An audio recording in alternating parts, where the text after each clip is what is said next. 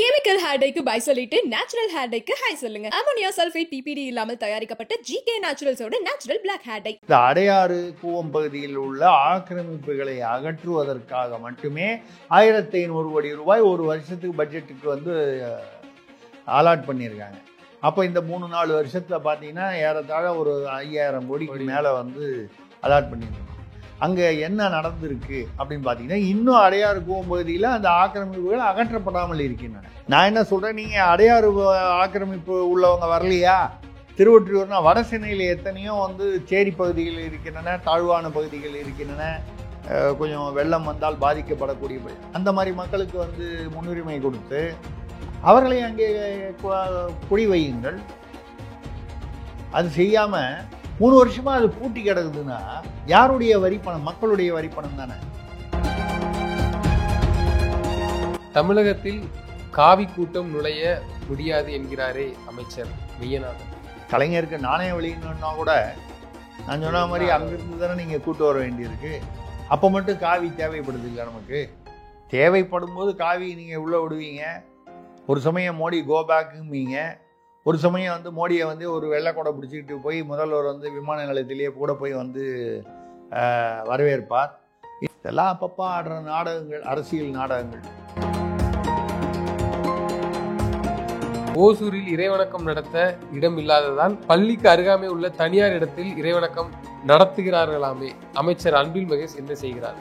ஒரு இறைவணக்க கூட்டம் இடம் கூட இல்லை அப்படின்னு சொல்லி நம்ம அது ஒரு பக்கம் வருத்தம் இருக்க, பல பள்ளிகளில் தமிழ்நாட்டில் வந்து கல்வியில் நாங்கள் முன்னிலையில் இருக்கிறோம்னு முதல்வர் சொல்றாரே தவிர, உண்மையில பல பள்ளிகளில் வந்து மரத்தடியிலேயே பள்ளிகள் நடக்கின்றன, வகுப்பறைகளே இல்லை. அன்பில் மகேஷ் என்ன செய்கிறார்? அவருக்கு முறவாசல் வேலை நிறைய இருக்கு. முதல்வர் குடும்பத்துக்கு அப்பப்போ வந்து தன்னை நெருக்கமானவராக காட்டிக்கொள்வதற்காக அவர் வந்து அதைத்தான் பார்த்துட்டு இருக்காரே தவிர, பள்ளியில வந்து யூடியூபர் சவுக்கு சங்கர் வீட்டில் மலம் தெளித்த ஜெயக்குமார் விடுதலை திருநாளில் முதல்வருடன் அமர்ந்து தேநீர் அருந்துகிறார். சவுக்கு சங்கர் பேரில் உள்ள கோபத்தில் அவருடைய தாயார், அவர் வசிக்கக்கூடிய அவருடைய தாயார் இருக்கக்கூடிய அந்த வீட்டில் போய் பக்கெட்டாக வந்து மலத்தை தெளித்து சமையல் செய்யும் பாத்திரங்கள் மேலெல்லாம் தடவி, இது அந்த வயதான பெண்மணிக்கு அது எவ்வளவு பெரிய சித்திரவதை. இப்படி செய்வதற்கு கொஞ்சம் கூட ஒரு மனிதாபிமானம் இல்லாத ஒரு செயல். இவ்வளவெல்லாம் பேசுகிற தமிழக அரசு இதை செய்தவர்கள் யார் என்று இத்தனை வீடியோவில் தெரியுது. அப்படின்னா முதல்வருக்கு வந்து இந்த ஜெயக்குமார் அந்த வீடியோவில் இருக்கிறார், இந்த குற்றத்தில் ஈடுபட்டார் என்பது தகவல் தெரியவில்லை என்றால், அப்போ முதல்வருக்கு உளவுத்துறை மற்றும் அவரை சுற்றியுள்ளவர்கள் தமிழ்நாட்டில் நடக்கும் எதையுமே உருப்படியாக சொல்வதில்லை என்பது நிரூபணமாகிறது.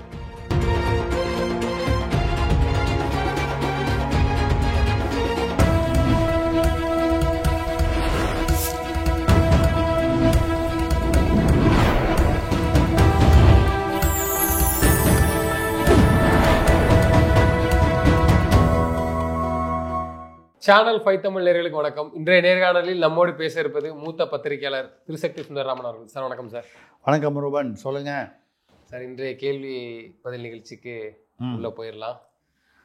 முதல் கேள்வியாக, கருப்பையா பல்லடம் ரம்ஜான் கிறிஸ்துமஸுக்கு பால் கவரில் வாழ்த்துக்கள் வெளியிட்டன ஆவின் நிறுவனம். சுதந்திர திருநாளில் வாழ்த்துக்கள் அச்சிடாதது ஏன்? ஆவின் தேச துரோகியா? தேச துரோகிங்கிறது உண்மைதான். ஆனால் துரோகம் செய்தது ஆவின் அப்படின்னு எப்படி எடுத்துக்கிறது? அதாவது பால் கவரில் வந்து நீங்கள் எதுவுமே அச்சிடலை அப்படின்னா அது தப்பில்லை. எந்த பண்டிகைக்கும் வாழ்த்து தெரிவித்தா சந்தோஷம், தெரிவிக்கலைன்னா பரவாயில்ல. ரம்ஜானுக்கு தெரிவிக்கிறீங்க, கிறிஸ்துமஸ்க்கு தெரிவிக்கிறீங்க. அப்போ விநாயகர் சதுர்த்திக்கோ கந்த சஷ்டிக்கோ தீபாவளிக்கோ தெரிவிக்கலாம். அது பண்ணதில்லை.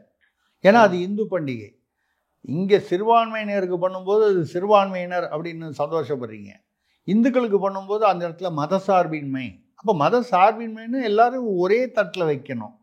சரி, அதுவாவது இந்து பண்டிகை. சுதந்திர தினம் என்னையா பண்ணுச்சு?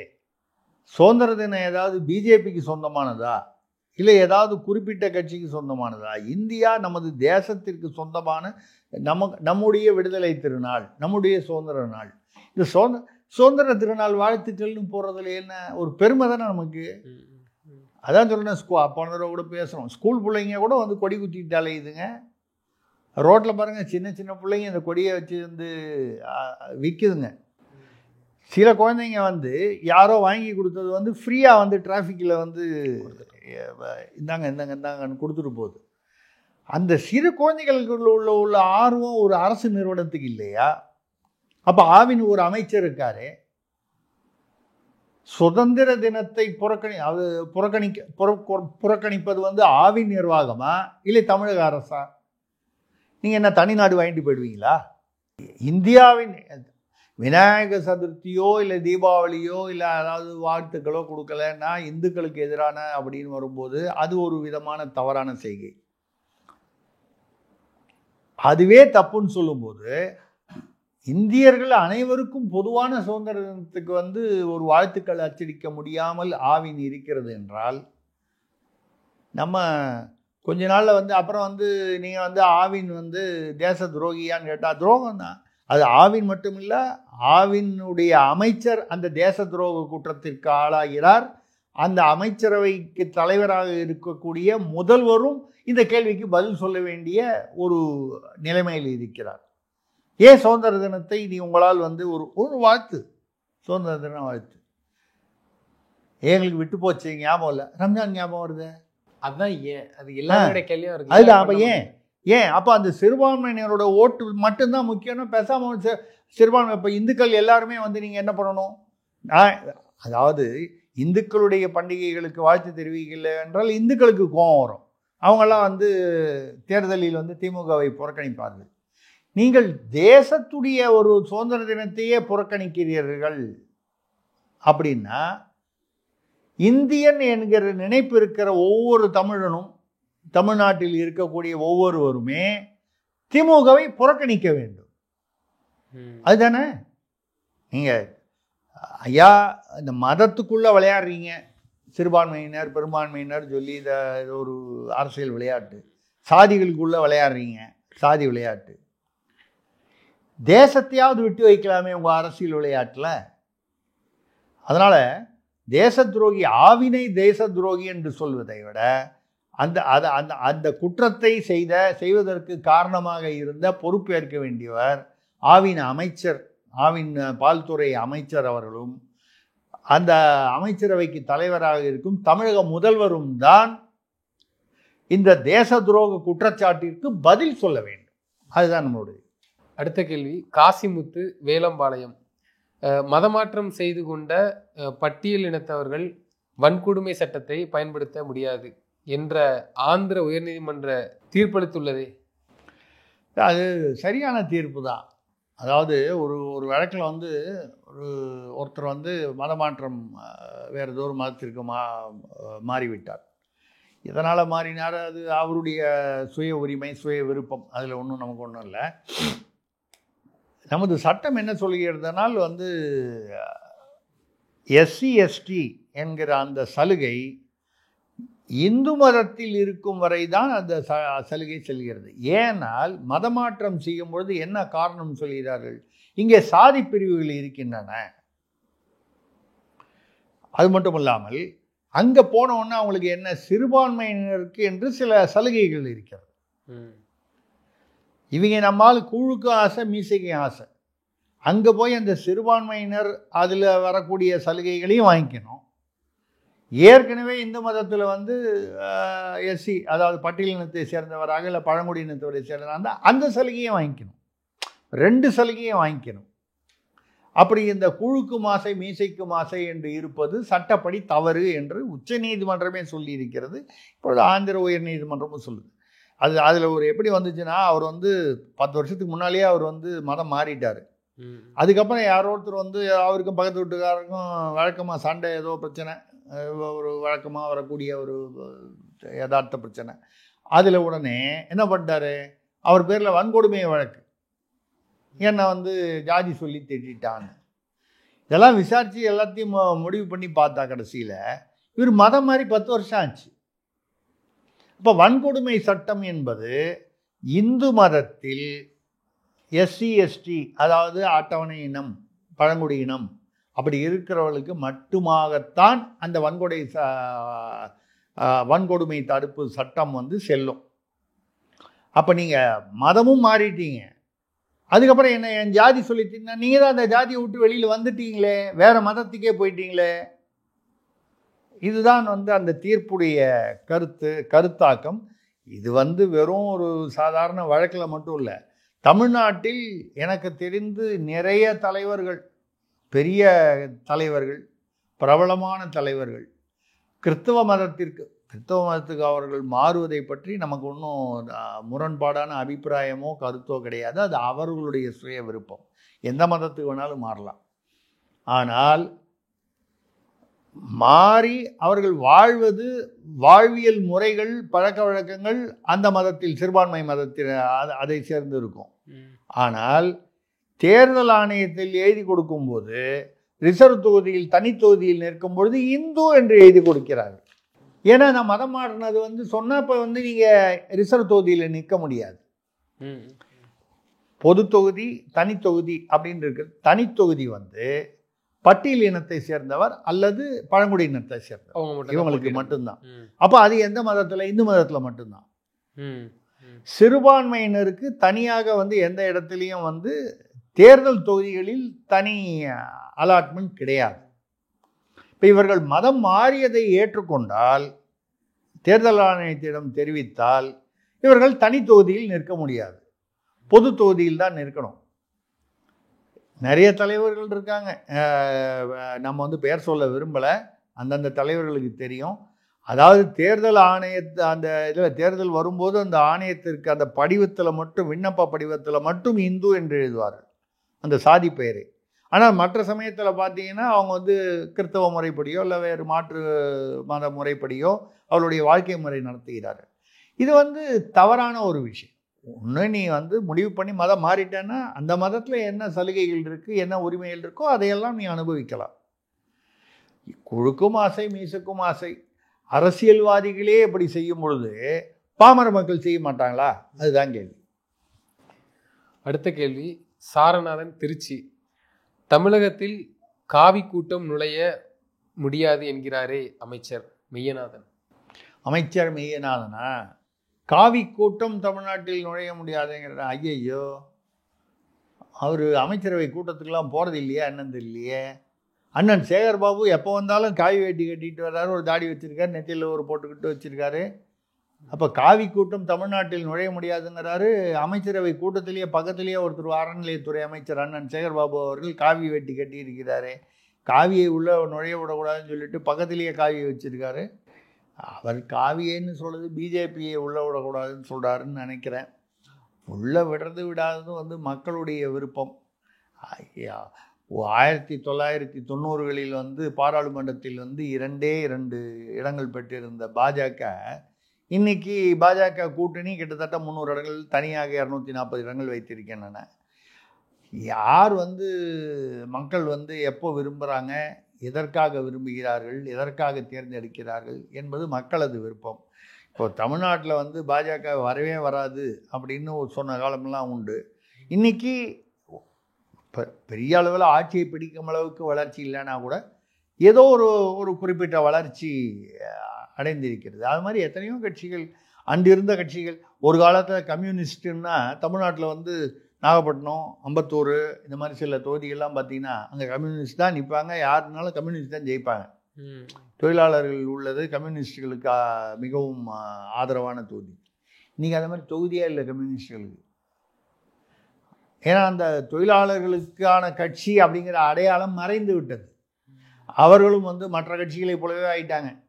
திமுகலேருந்து 15 கோடி கொடுக்குறாங்க, 10 கோடி கொடுக்குறாங்கன்னு வாங்க ஆரம்பிச்சிட்டாங்கன்னா, அப்போது ஒரு காலத்தில் வந்து ஒரிஜினலான கம்யூனிஸ்ட் கட்சிகள் வந்து பார்த்திங்கன்னா அப்போது சிபிஐயாக இருக்கட்டும், மார்க்சிஸ்டாக இருக்கட்டும், அந்த உண்டியல் குலுக்கி அந்த தொழிலாளர்களிடம் ₹1 ₹2 வாங்கி அதில் தான் தேர்தலையே நிற்பாங்க.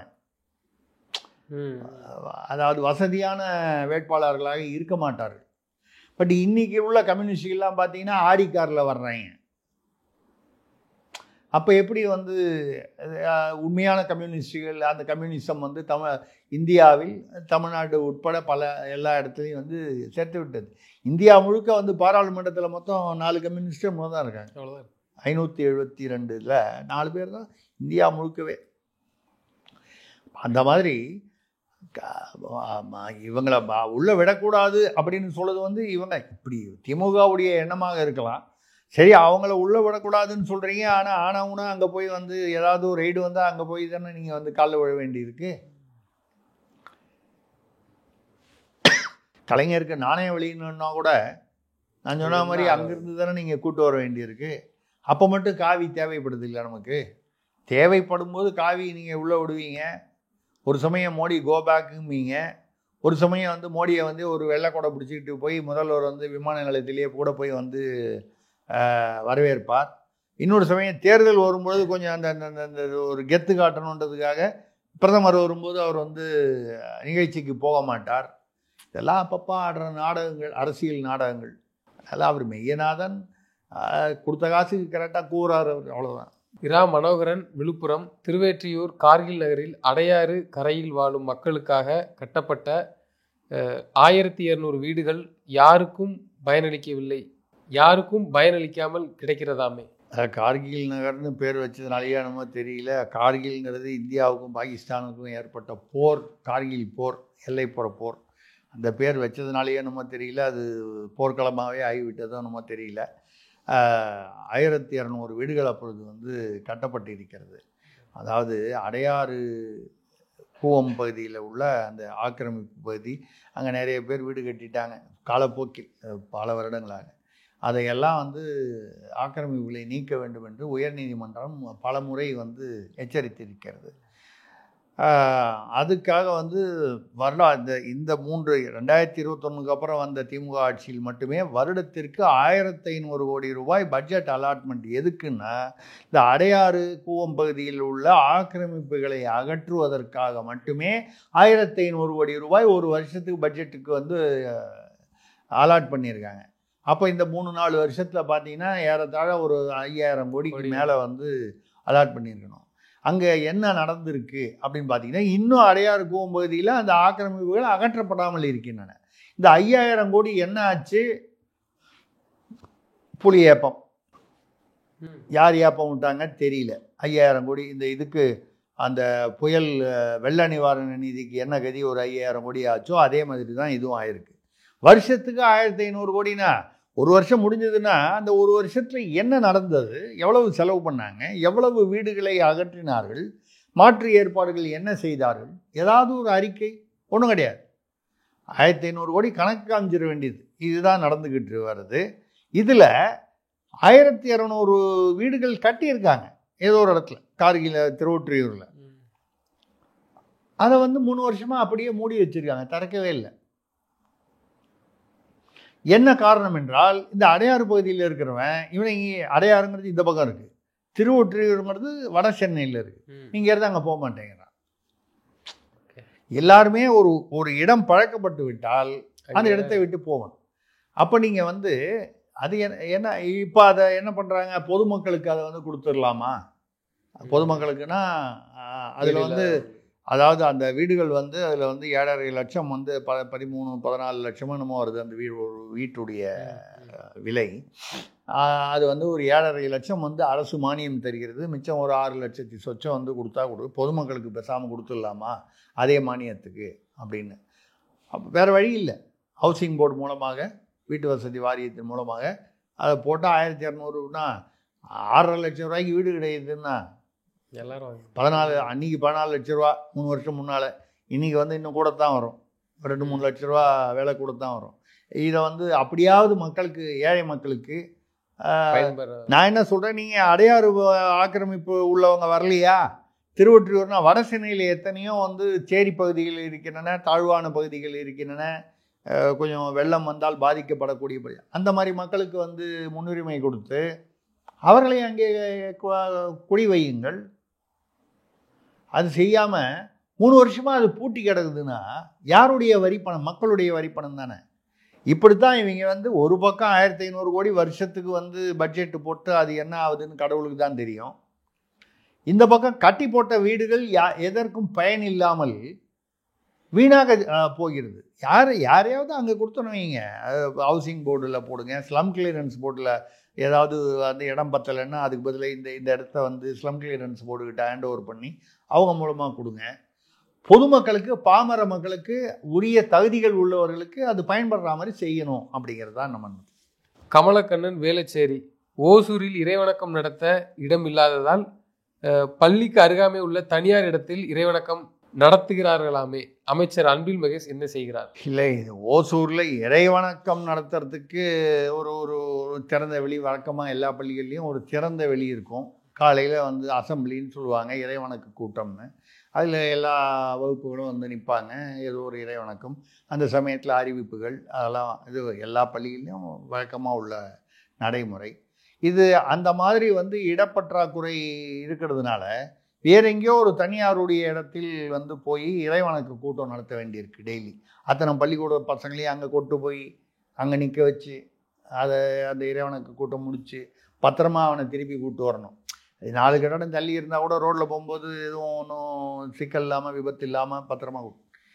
ஒரு இறைவணக்க கூட்டம் இடம் கூட இல்லை அப்படின்னு சொல்லி நம்ம அது ஒரு பக்கம் வருத்தம் இருக்க, பல பள்ளிகளில் தமிழ்நாட்டில் வந்து கல்வியில் நாங்கள் முன்னிலையில் இருக்கிறோம்னு முதல்வர் சொல்கிறாரே தவிர, உண்மையில் பல பள்ளிகளில் வந்து மரத்தடியிலேயே பள்ளிகள் நடக்கின்றன, வகுப்பறைகளே இல்லை. நீங்கள் இறைவணக்கம் நடத்த வந்து இடம் இல்லைன்னு வருத்தப்படுறதை விட, என்னை பொறுத்த வரைக்கும் வகுப்பறையே இல்லாமல் இருக்கும் பாருங்க. பேசாமல் வந்து அவனுக்கு இறைவணக்க கூட்டமே வேண்டாம், அந்தந்த வகுப்பறையில் வந்து இருக்கிற வகுப்பறையிலேயே அவனை இறைவணக்கம் பண்ணுங்க. அந்தந்த டீச்சரோ வாத்தியாரோ வச்சு இறைவணக்கம் பண்ணுங்க. இல்லை ஏதாவது அறிவிப்புகள் பண்ணணுன்னா சொல்ல வேண்டிய அறிவுரைகள், வழக்கம் என்ன பண்ணுவாங்க, ஒரு நாளைக்கு ஒரு திருக்குறள் சொல்கிறது, ஒரு திருக்குறள் ஒரு மாணவனை விட்டு மாணவியை விட்டு பொழிப்புரை சொல்கிறது, இல்லை இந்த மாதிரி ஒரு பசங்களுக்கு கல்வியில் பயன் தரும் விஷயங்களாக சொல்லுவார்கள். வேற இடம் இல்லைன்னா பரவாயில்ல, அந்தந்த வகுப்பறையில் நடத்துங்க. மரத்தடியிலேயே வந்து வகுப்பறை நடத்த வேண்டிய ஒரு அவல நிலை இன்னும் இத்தனை வருடம் சுதந்திரம் பெற்ற பிறகும் நமக்கு இருக்குன்னால், இறைவணக்க கூடம் இல்லை அப்படிங்கிறது வந்து ஆச்சரியப்படுவதற்கு இல்லை. அன்பில் மகேஷ் என்ன செய்கிறார்? அவருக்கு முறவாசல் வேலை நிறைய இருக்குது. முதல்வர் குடும்பத்துக்கு அப்பப்போ வந்து தன்னை நெருக்கமானவராக காட்டிக்கொள்வதற்காக அவர் வந்து அதைத்தான் பார்த்துட்டு இருக்காரே தவிர, பள்ளியில் வந்து அது தமிழில் வந்து 50,000 பேர் 10ஆம் கிளாஸ்லேயும் 12ஆம் கிளாஸ்லேயும் ஃபெயில் ஆகிறான். என்ன பண்ணுறாரு அவர்? ஃபெயில் ஆகிறான்னா அவனுக்கு என்ன பண்ணணும்? வேண்டிய பயிற்சி கொடுக்கணும், கூடுதல் பயிற்சி கொடுக்கணும். அதுக்கு பதில் என்ன பண்ணுறாரு? அன்பில் மகேஷ் தலைமையிலான அமைச்சரவை 8 சாப்டர் இருக்குது தமிழில் அப்படின்னா 2 சாப்டர் கம்மி பண்ணிட்டாங்க. அப்போ அவனை படிக்க வேண்டிய பாடத்திட்டத்தில் அளவை குறைத்து விட்டதால் அவன் வந்து பாஸ் பண்ணுவான்னா அவனுடைய தமிழின் தரம் எப்படி இருக்கும்? நீங்கள் கூடுதல் பயிற்சி கொடுத்து அவனை வந்து பாஸ் பண்ண வைக்கணுமே தவிர, அப்புறம் பாஸ் மார்க்கை 35க்கு பதில் 25 ஆக்கி அவனை பாஸ் போடுறேன். பாஸ் போடுறது முக்கியம் இல்லை, அந்த கல்வி தரத்தை நீங்கள் வந்து அதை மெயின்டைன் பண்ணணும், அதுதானே முக்கியம். அன்பில் மகேஷ் என்ன பண்ணுறாரு? அவர் அதான் சொன்னேன், அவருக்கு முறவாசல் பண்ணவே நேரம் இல்லை. அப்படி இருக்கும்பொழுது கல்வியை பற்றி கவனிப்பதற்கு அவருக்கு நேரம் எங்கே இருக்கிறது? தேசிங்கராஜன், புதுவை. இந்திய தேசிய கொடியில் பிரிட்டிஷ் அரசு சின்னமான யூனியன் ஜாக் இடம்பெற வேண்டும் என்று மகாத்மா காந்தி வலியுறுத்தியது உண்மையா? அது இந்தியாவுடைய தேசிய கொடி வந்து அந்த சுதந்திரம் பெறுவதற்கு முன்னாலேருந்தே வந்து வடிவமைக்க ஆரம்பிச்சிட்டாங்க. நிறைய பேர் வடிவமைச்சு கொடுத்தாங்க, ஆளுக்கு ஒரு விதமாக கொடுத்தாங்க. இதில் செலக்ட் பண்ணி அதெல்லாம் பார்த்தாங்க. அப்படி வரும்பொழுது மகாத்மா காந்தி வந்து என்ன சொன்னார்னா, யூனியன் ஜாக் என்பது பிரிட்டிஷ் அரசின் சின்னம், பிரிட்டிஷ் அரசாங்கத்தின் சின்னம்.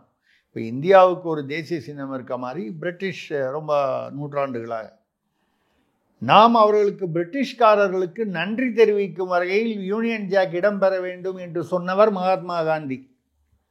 யாருக்கு? நம்ம இத்தனை ஆண்டு காலம் அடிமையாக வைத்திருந்து நமது வளங்களை எல்லாம் கொள்ளையடித்து தன்னுடைய லண்டனுக்கு கொண்டு போய் சேர்த்த, நம்மளை ஆக்கிரமித்த அந்த பிரிட்டிஷ்காரர்களுடைய சின்னத்தை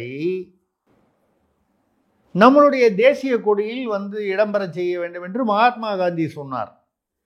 இதை வைத்துக்கொண்டு அவர் பாகிஸ்தானை பிரிக்க வேண்டும் என்று முகமது அலி ஜின்னா சொல்லிக்கும் போது அவர் என்ன பண்ணார், ஜின்னாட்டை வந்து அதே மாதிரி பாகிஸ்தான் கொடியிலையும் அதே மாதிரி நீங்கள் ஒரு ஓரத்தில் போனால், அவன் பிரிட்டிஷ்காரன், அவன் எங்கே போனாலும் உலகத்தையே ஒரு கொடையின் கீழ் நாங்கள் ஆள வேண்டும் அப்படின்ற அந்த ஒரு எண்ணம் மிக்கவர்கள்.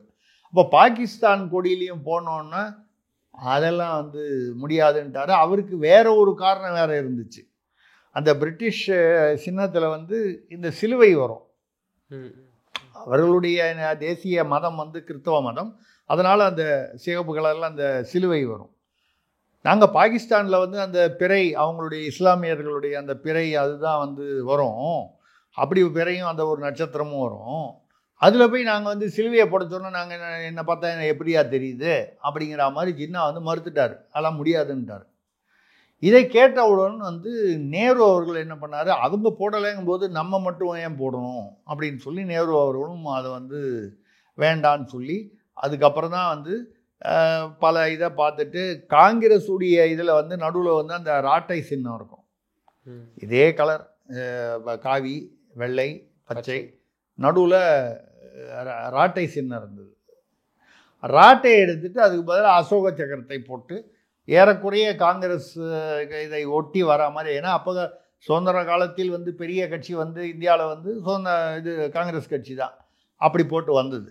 ஆக யூனியன் ஜாக் சின்னத்தை வந்து இந்திய தேசிய கொடியில் இடம்பெற வேண்டும் என்று மகாத்மா காந்தி விரும்பினார், வற்புறுத்தினார் என்பது உண்மைதான். நல்ல வேளையாக அது வந்து ஜின்னா மறுத்ததால், ஜின்னா பாகிஸ்தான் கொடியில் மறுத்ததால், நேரு வந்து பதிலுக்கு இவரும் வந்து தானும் மறுக்க வேண்டிய ஒரு சூழ்நிலையில் தள்ளப்பட்டதால் நாம் தப்பித்தோம். இல்லைனா இன்றைக்கும் வந்து இந்திய தேசிய கொடியில் நாம் இத்தனை வருடங்கள் வந்து ஆக்கிரமிக்கப்பட்டு அடிமைப்படுத்தப்பட்டதன் அடிமையின் சின்னமாக அந்த யூனியன் ஜாக் வந்து நமது கொடியில் இருந்திருக்கும். நல்ல வேளை தப்பித்தோம். அதற்கு யாருக்காவது நன்றி சொல்ல வேண்டுமானால் ஜின்னாவுக்கு தான் சொல்லணும். விஜயகுமார் விராலிமலை திருச்சியை சேர்ந்த 10 வயது இந்திய வம்சாவளி பிரிட்டிஷ் சிறுமி போதனா சிவானந்தன் 60 வயது கிராண்ட் மாஸ்டரை வீழ்த்தி சாதனை படைத்திருக்கிறாராமே. ஆமாங்க, அதாவது இந்த பெண் போதனா சிவானந்தன் என்பவர் திருச்சியை சேர்ந்தவர், தமிழ்நாட்டின் திருச்சியை சேர்ந்தவர், 10 வயது சிறுமி. அவங்க அப்பா ஏதோ பிரிட்டனில் போய் வேலை பார்த்து அங்கேயே குடியேறி விட்டார் நிரந்தரமாக. அங்கே வாழும் சிறுமி இந்த செஸ் சதுரங்க விளையாட்டில் வந்து ஒரு போட்டியில் 60 வயது கிராண்ட் மாஸ்டர், அவர் பேர் ஏதோ ஒரு வெல்ஸ்ன்னு ஏதோ ஒரு பேர் வரும், அவர் ரிச்சர்ட் வெல்ஸோனுமோ, அவர் வந்து கிராண்ட் மாஸ்டர் என்பது வந்து ஒரு பல சுற்றுகள் பல பேரை வெற்றி கொண்டு ஒரு நிலைக்கு வந்த பிறகு தான் அந்த கிராண்ட் மாஸ்டர். இந்த கராத்தேல வந்து ப்ளூ பெல்ட்டு பிளாக் பெல்ட்டுன்னு சொல்கிற மாதிரி இந்த கிராண்ட் மாஸ்டர் அப்படிங்கிறது வந்து செஸ் விளையாட்டில் ஒரு நிலை, ஒரு திறமை நிலைக்கு வந்த பிறகு தான் அந்த பட்டம் கொடுப்பார்கள்.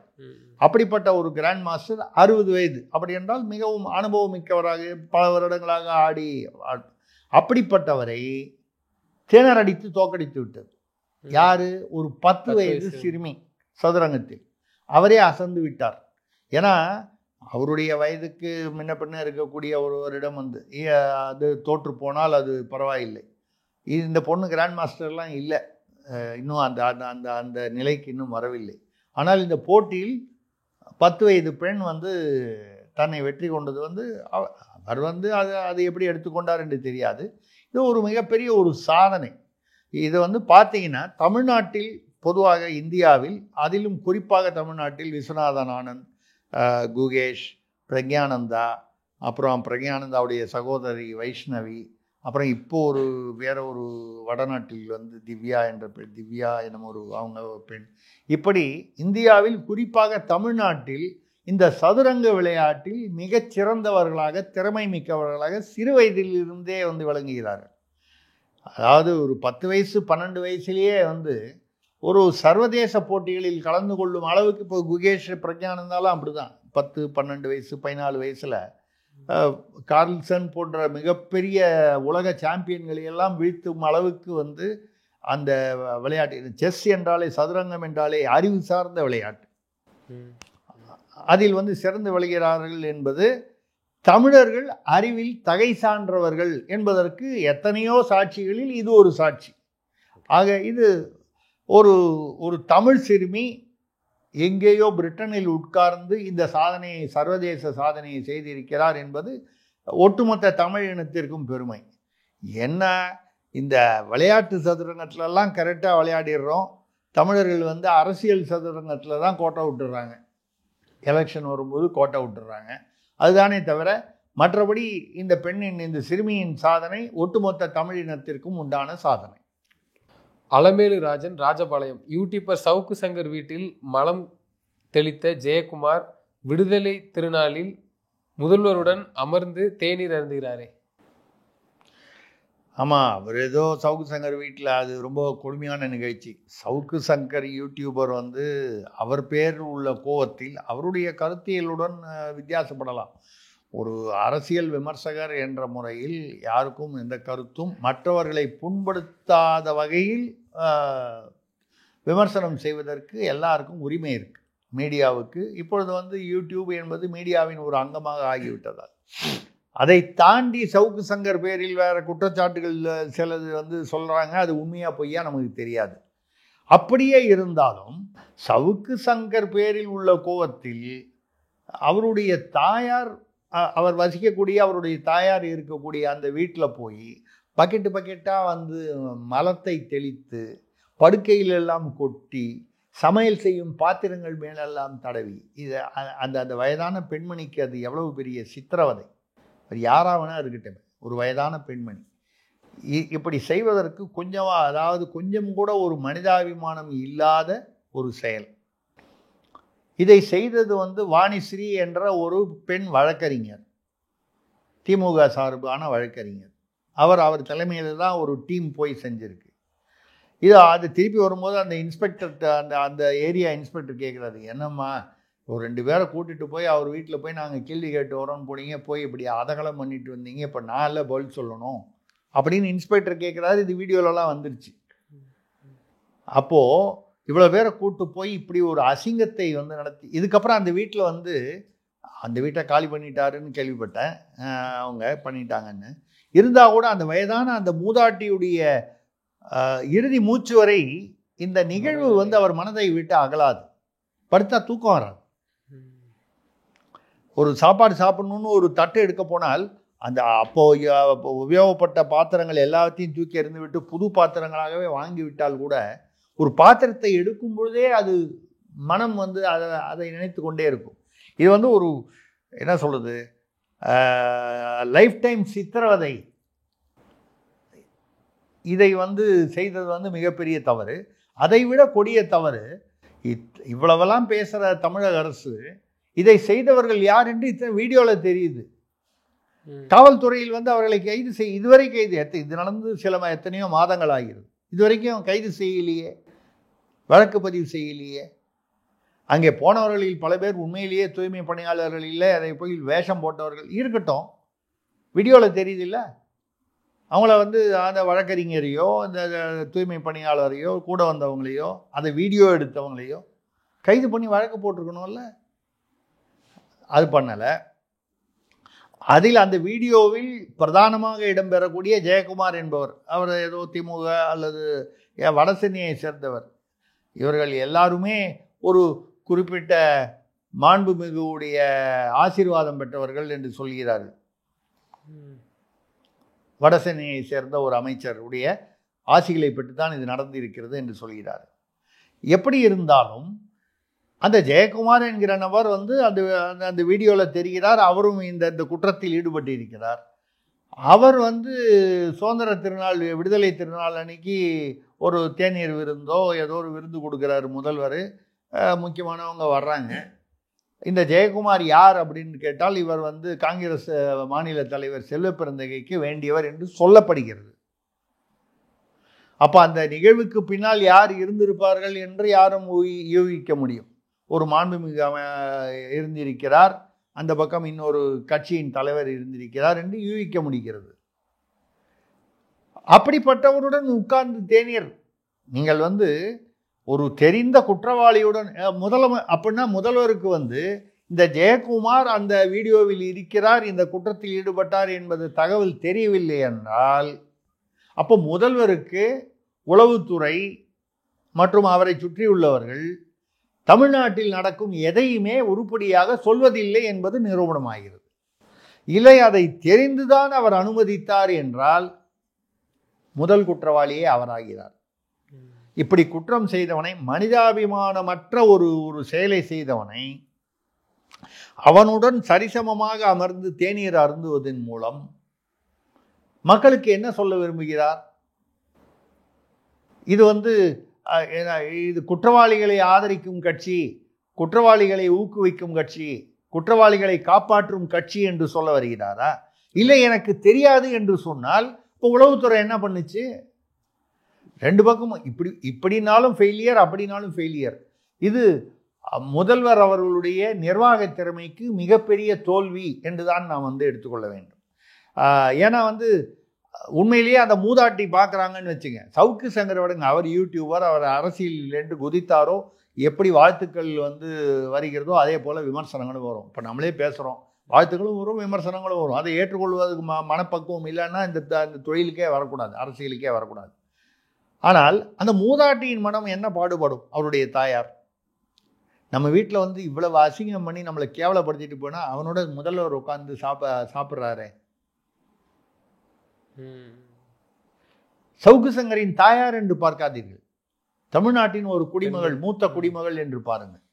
அதுதான் நம்ம சொல்றது.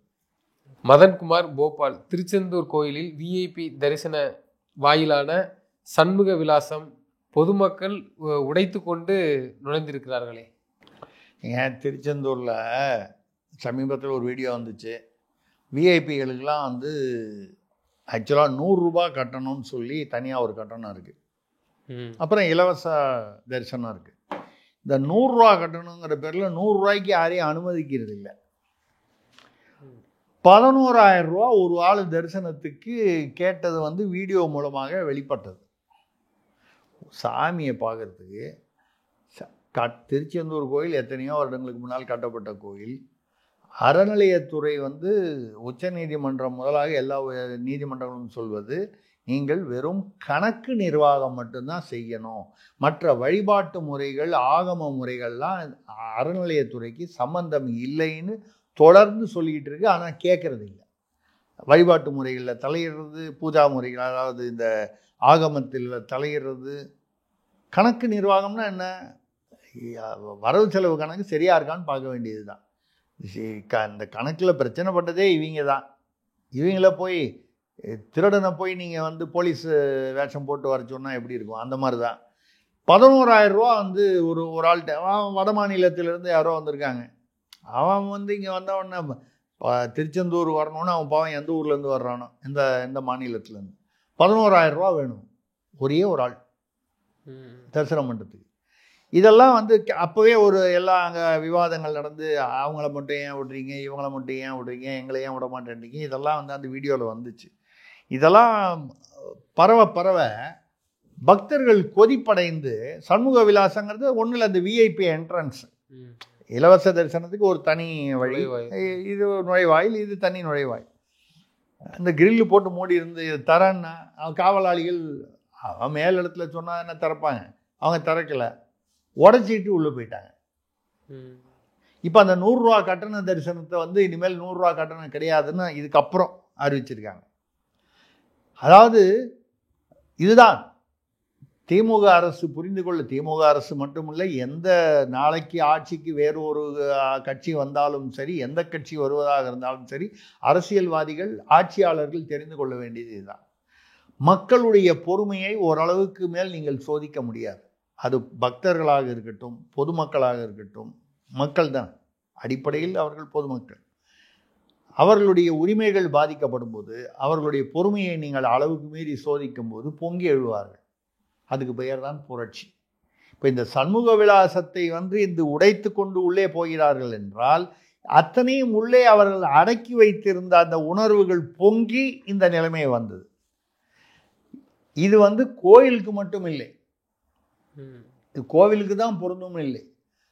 இது ஒரு ஆட்சியில் எந்த துறையிலும் இது பொதுமக்களுக்கு வரக்கூடிய உணர்வுகள். அந்த உணர்வுகள் அடக்க முடியாமல் பொங்க ஆரம்பித்தால் புரட்சி வெடிக்கும். புரட்சி வெடிக்கும் போது அது எந்த ரூபத்தில் வெடிக்கும் தெரியாது. வன்முறையாக வெடிக்கலாம், அமைதியாகத்தான் வெடிக்கும்னு சொல்ல முடியாது, வன்முறையாக வெடிக்கலாம். அந்த மாதிரி வரும்பொழுது கலவரம் ஏற்படும், பாதிப்புகள் அதிகமாகும். அப்போது இதையெல்லாம் தூண்டுவது யார்? அரசியல்வாதிகள். எதற்காக? முறையற்ற பணத்திற்காக, லஞ்சம், கட்டணம், முறையற்ற கட்டணம். அப்போது இது திருச்செந்தூர் அறுபடை வீடுகளுக்கு மட்டும் இல்லாமல் எல்லா கோயில்களுக்கும் இது ஒரு பாடமாக இருக்க வேண்டும். இந்த முறையற்ற கட்டணம் அதை யார் வசூல் செய்கிறார்களோ அதில் அவர் எக்ஸிக்யூட்டிவ் ஆஃபீஸரா, அவர் அங்கே பூசாரியா, குருக்களா, இல்லை அவர் என்ன சாதி, அவர் என்ன பதவியில் இருக்கார், அதெல்லாம் இல்லை. தவறு செய்பவர்களை கண்டுபிடித்து தண்டனை தர வேண்டும்.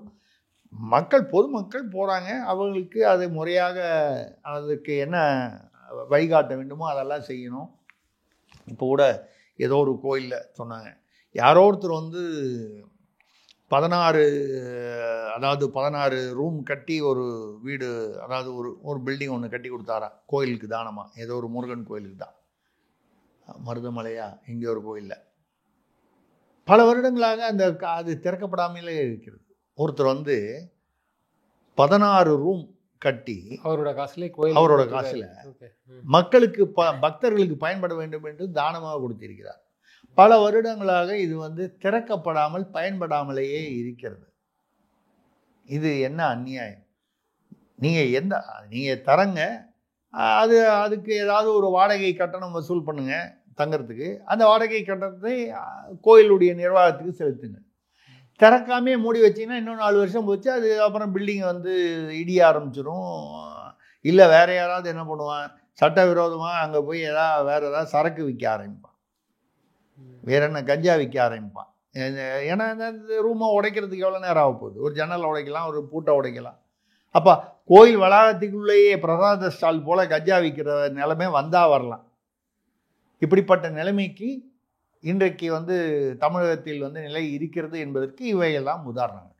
கேலப்பன் ஸ்ரீபெரும்புதூர் வல்லக்கோட்டை முருகன் கோவிலில் குடமுழுக்கு விழாவில் தன்னை தலித் என்பதால் அனுமதிக்கவில்லை என்று செல்வ பெருந்தகை சொன்னதற்கு காங்கிரஸ் கட்சியிலேயே சத்தம் இல்லையே. அது ஒரு மாதத்துக்கு முன்னாலே நம்ம நடந்த நிகழ்வு. வல்லக்கோட்டை முருகன் கோயிலில் குடமுழுக்கும் போது தன்னை அனுமதிக்கவில்லை, அதற்கு காரணம் தீண்டாமை, அதாவது தலித் என்பதால் அப்படின்னு செல்வ பெருந்தகை ஒரு அறிக்கை விட்டார்.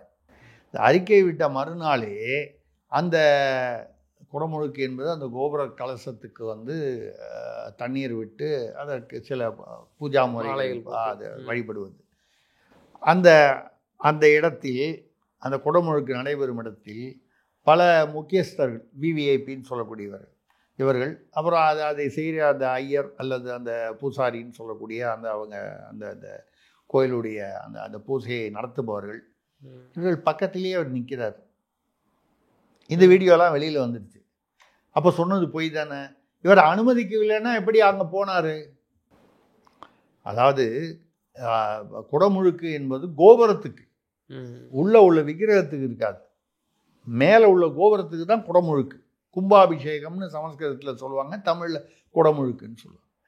அப்போ அதுக்கு மேலே அந்த கோபுரத்தை வெட்டி ஒரு மேடை மாதிரி போட்டிருப்பாங்க. அதில் எல்லாரையும் அனுமதிக்க முடியாது. ஆயிரக்கணக்கான பக்தர்கள் அது மேலே ஏறி நின்னாங்கன்னா என்ன ஆகும்? அனுப்புவாங்க. முதல்ல முக்கியஸ்தர்கள் இருப்பாங்க, அவங்கள வழக்கம் போல் அது பண்ணிவிட்டு அவங்க இறங்கினதுக்கப்புறம் 100 பேரை அனுப்புவாங்க. அவங்க போய் கும்பிட்டுட்டு வருவாங்க, முறைப்படுத்தி அனுப்புவாங்க. ஏன்னா ஒரே சமயத்தில் எல்லாரும் போனால் சரிஞ்சிடும்ன்றதுனால. இவர் அந்த முதல் வரிசையில் அந்த குடமுழுக்கு நடக்கும்போது மற்ற விவிஐபிகளுடன் இவர் அந்த குடமுழுக்கை பூசையை நடத்துபவர்களுடைய அருகிலேயே 1/2 அடி தள்ளியே நிற்கிறார். இதில் தீண்டாமை எங்கிருந்து வந்தது? எனக்கு அனுமதி கொடுக்கவில்லை என்று ஏன் பொய் சொன்னார்? இதெல்லாம் ஒரு அரசியலில் சும்மா ஒரு முக்கியத்துவம் பெறுவதற்காக. வடிவேல் ஏதோ ஒரு படத்தில் காலை ஆட்டிக்கிட்டே இருக்கணும், இல்லைன்னா இழுத்து போட்டு போயிடுவாங்கன்னு சொல்லுவார். அந்த மாதிரி அரசியலில் அப்பப்போ நம்ம திரும்பி பார்க்க வைக்கணும்னு. மறுநாளே இந்த வீடியோ வெளிவந்து விட்டது. இது காங்கிரஸ்காரர்கள் யாரும் ஏன் வாயை திறக்கலைன்னா, இவர் தான் அசிங்கப்பட்டுக்கிட்டாருன்னா இவரை சப்போர்ட் பண்ண போய் தாங்களும் அசிங்கப்பட வேண்டாங்கிறதுனால தப்பிச்சுக்கிட்டாங்க. இதுதான் நடந்தது. தொடர்ந்து அனைத்து கேள்விகளுக்கும் பதில் அமைத்தமைக்கு நன்றி சார். வணக்கம், நன்றிங்க.